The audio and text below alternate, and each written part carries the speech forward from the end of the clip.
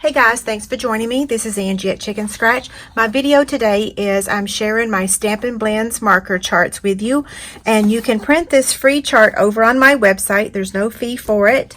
And let me explain how I do this. If I own the marker, I mark the chart. So this means that I don't have Blackberry Bliss or Cajun Craze in my travel case. Of course, I own all of them because I'm a Stampin' Up! Demonstrator. We have to have them to sell them.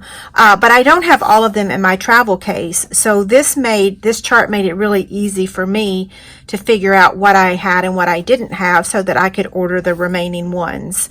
So I'm just going to show you how to do this if you print the document. You do want to print it on Whisper White cardstock. Let me show you the difference. This is on printer paper and this is on Whisper White. The difference is like night and day, okay?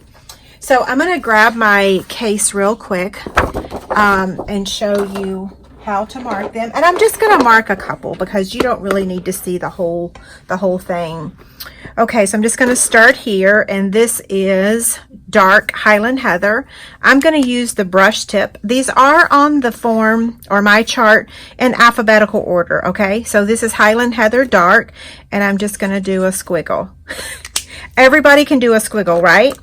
And then I'm going to use the light Highland Heather, and the same thing, a little squiggle. I'll do a couple more. So this is dark soft suede. So that's down here, dark. And then this is dark crumb cake. So see, that is not the light soft suede. So dark crumb cake.